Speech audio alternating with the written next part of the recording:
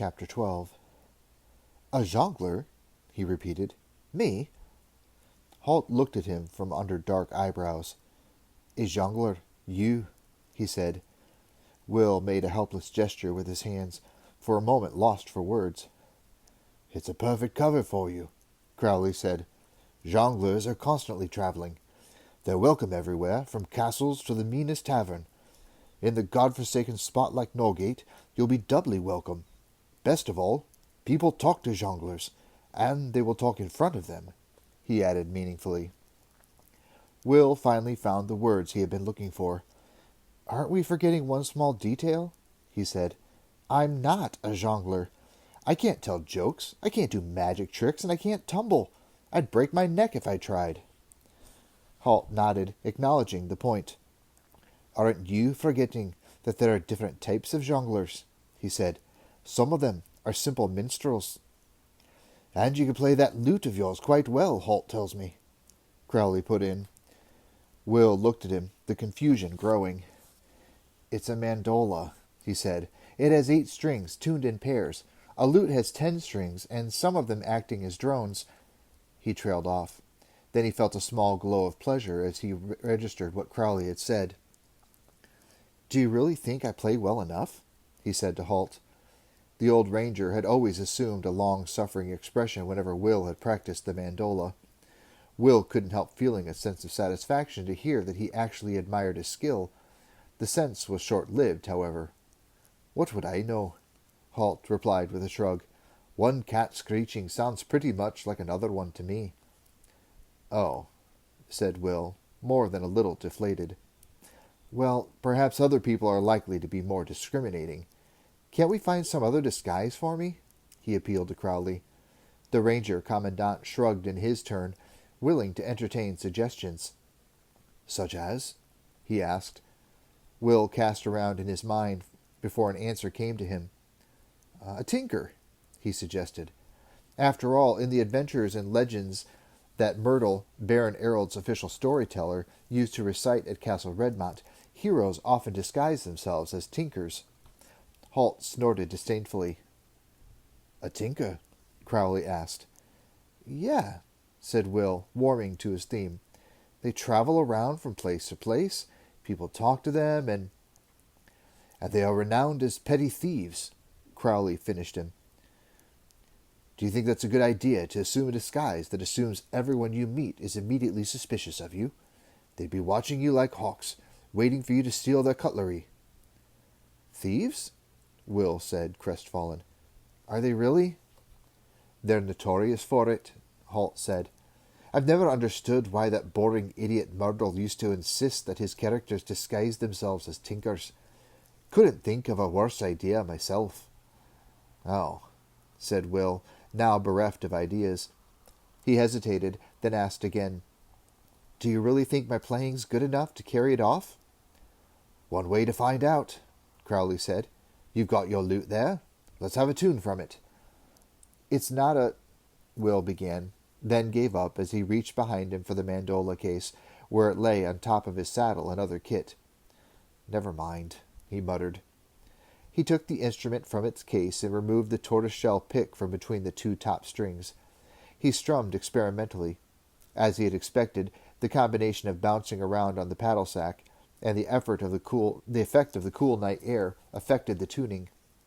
He adjusted the strings, tried another chord, and nodded, satisfied. Then he sounded the chord again, decided that the top string was a little sharp, and loosened it a fraction. Better, he thought. "Away you go."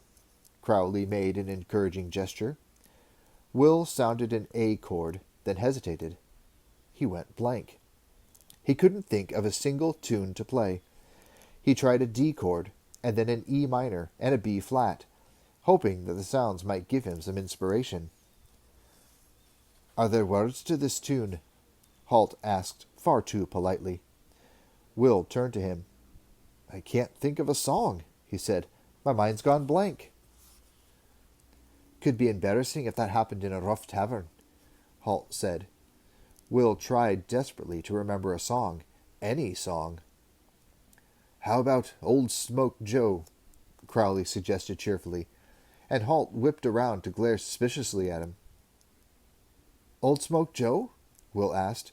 It was, of course, the song that he had turned into a parody about Halt, and he wondered if Crowley knew that. The ranger's face was innocent of guile, however.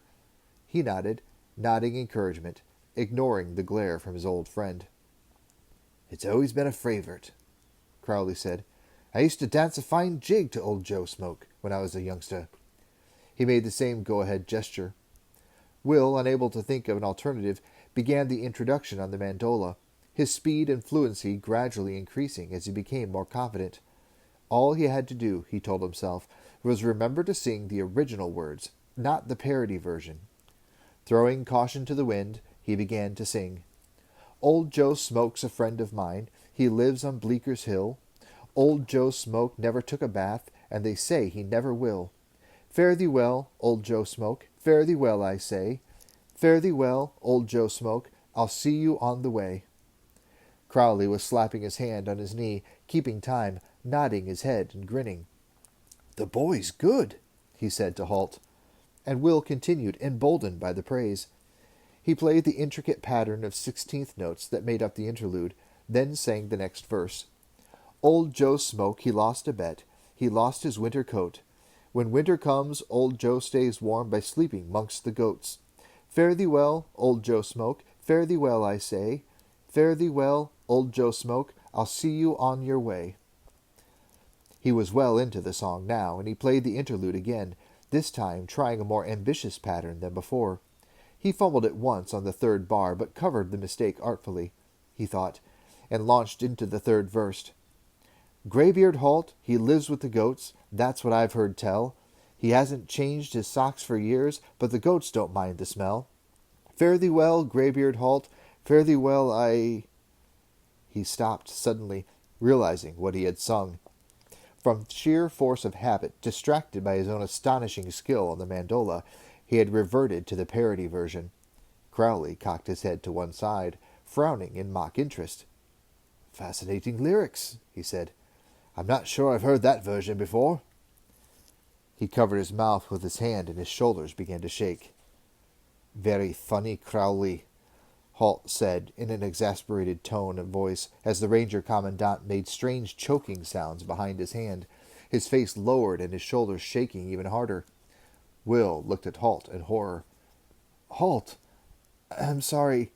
I didn't mean—" Crowley finally gave up the struggle and burst into peals of uncontrolled laughter. Will made a helpless gesture at Halt. The older ranger shrugged resignedly, then glared at Crowley. He leaned sideways and dug the ranger commandant painfully in the ribs with his elbow. "It's not that funny," he snarled. Crowley held a bruised rib and pointed at Halt. "It is! It is! You should have seen your face!" he gasped. Then to Will he said, "Go on. Are there more verses?" Will hesitated. Halt was glaring at Crowley, and Will, even though he was a fully fledged ranger, a wearer of the silver oak leaf, and, technically, Halt's equal in rank, he knew it would be unwise to continue. Very unwise. "I think we've heard enough to judge," Halt said. He turned to the 3 small tents they had pitched, now just at the edge of the fire's glow, and called in a louder voice. "What do you say, Berrigan?" There was a rustle of movement behind the tents as a tall figure stood slowly and limped into the firelight.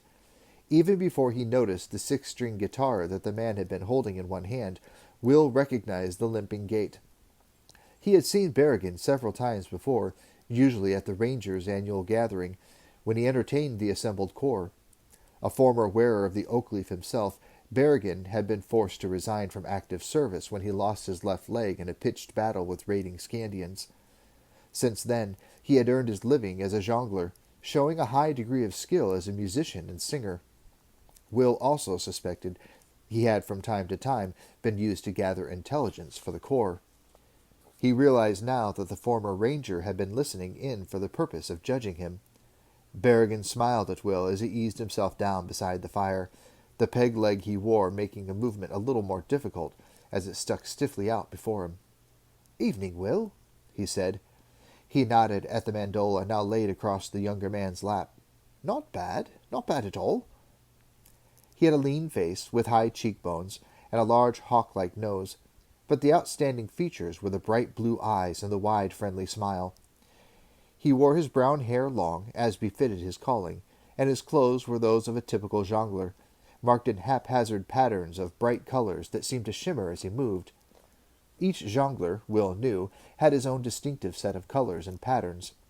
He noticed now that the pattern on Berrigan's cloak was markedly similar to that of the cloaks of all the rangers, although more brightly colored than the drab brown, grays, and greens of the standard ranger cloak.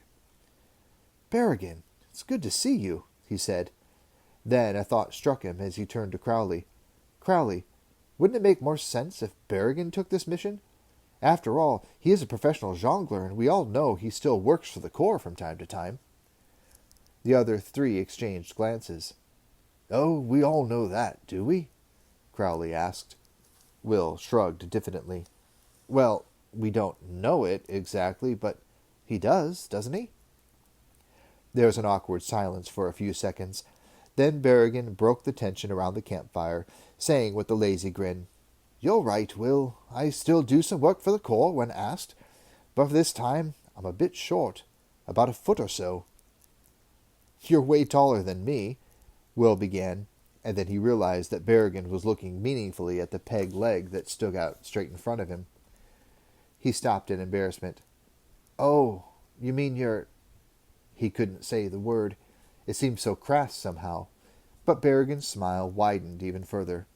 "My peg leg, Will? It's perfectly all right. I'm used to the fact by now. No need to pretend it's not there. From what Crowley has told me about this job, it needs someone who's fast on his feet, and I'm afraid that isn't me anymore." Crowley cleared his throat, glad the awkward moment had passed. "What Berrigan can do is tell us if you'll pass muster as a jongleur. What do you say, Berrigan?" Berrigan cocked his head to one side, thought for a moment, then replied, "He's good enough. It's a pleasant voice, and he plays well. Certainly well enough for the sort of remote places and country inns he'll be performing in. I don't know if he's ready for the court at Castle Araluan yet." He smiled at Will to take any sting out of the words. Will grinned in return. He was pleased with the assessment. Then Berrigan went on. "But the giveaway is his unpreparedness. It always shows up in a non-professional." Crowley frowned. "What do you mean? You say he's good enough singing and playing. What other preparation does he need?" Berrigan didn't answer directly, but turned to Will. "Let's hear another tune, Will. Any one you like. Quickly now," he said.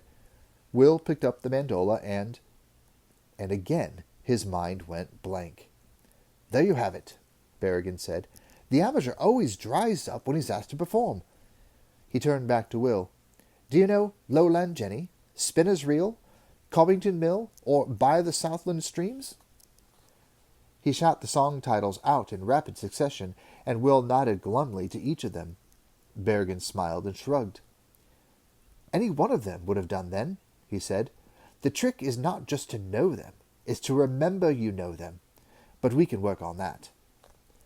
Will looked at Halt. His former teacher inclined his head to the jongleur. "Berrigan will travel part of the way with you to coach you," he said. Will smiled at the tall jongleur. He was beginning to feel more comfortable with the idea, and a little less as if he were being thrown into deep water and told to learn to swim.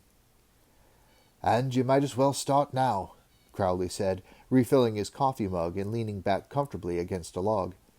"Let's hear a tune from the two of you." Berrigan glanced a question at Will.